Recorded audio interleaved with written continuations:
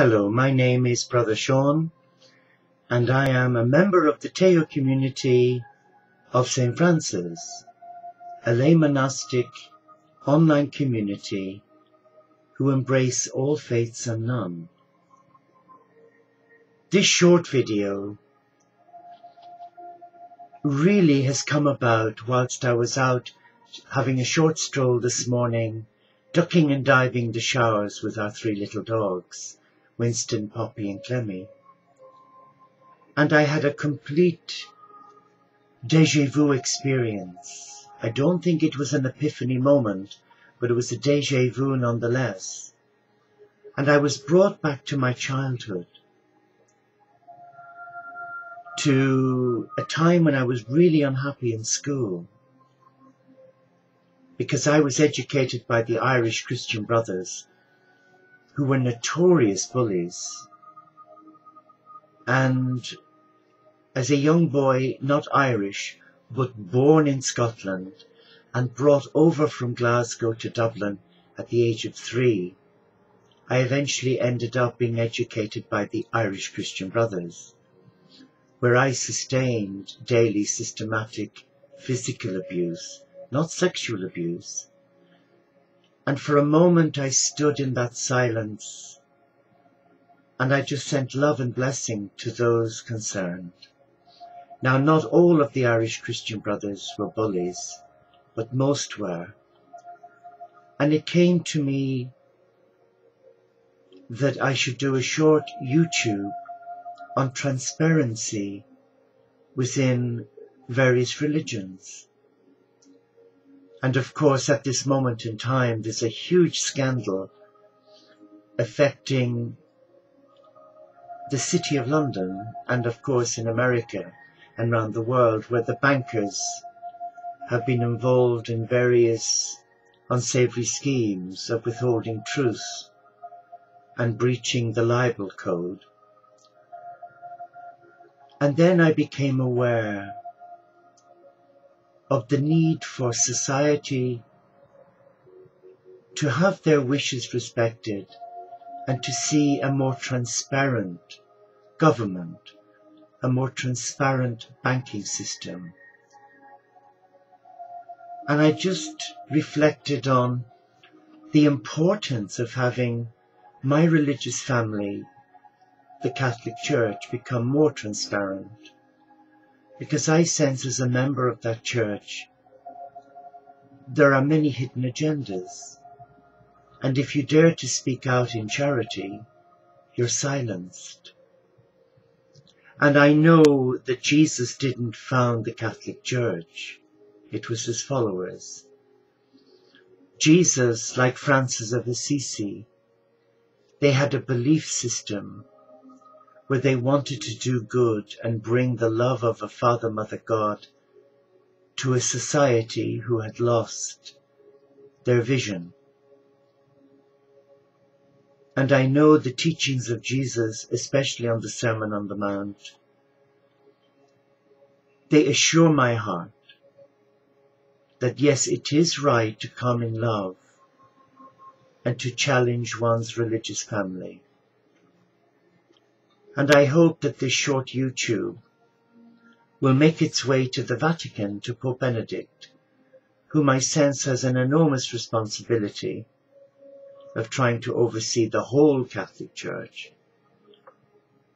But as our spiritual shepherd, he has a duty of care to all the members, not just to the College of Cardinals, the bishops and priests, but to the laity as well. And the recent sex scandals in Ireland, and I know in America and various other parts of the world, have really shook many of the members. And I know I, for one, having been a nursing monk, I am aware of a lot of the hidden agendas. But what I sense in my heart, that a great crime has been committed in love, against love. Because God is a God of love. And God has tried, I suppose, in many ways to bring the church into the 21st century and make it more transparent, but I sense God has been blocked by the duplicity, the secrecy, to try and safeguard the integrity of the church and dismiss a lot of the allegations. I sense in my heart that the time has come for all religions, not just the Catholic Church, for all religions, Anglican, Catholic, Methodist, Baha'i and Buddhist, Sikh, Hindu, and Judaic, that all the religious leaders have a duty of care to the Supreme Being whom they represent, and that all skeletons be aired, be shared, and that a process of forgiveness begins. But as a Catholic Christian, a part of me is deeply challenged by what has happened to my brothers and sisters in Ireland, where I know many have abandoned their church through the lies, the deceit, the confusion. And I feel now the time has come where the head of my church should become more transparent. And instead of sending out encyclicals to the various bishops to read in their dioceses, wouldn't it be far better to meet with the victims and to show a tangible expression of unconditional love, as the Good Shepherd did, whom they represent? The time has come where truth must prevail, and those engaged in confusion, in deceit, in any form of hidden agenda, that they be brought to account regardless of their position in the church. We are now doing that in society. The voters, the taxpayers of this land are now bringing to account the members of Parliament who represent us. And that is important because we are paying them to represent us. And with religion, our donations, our contributions to our church, we're actually employing the men and women to represent us before God. And I get this strong feeling in my heart that many are giving lip service and not really paying any attention whatsoever to the cries of the membership. There is a desert experience right now where many ordinary people who have a great love of God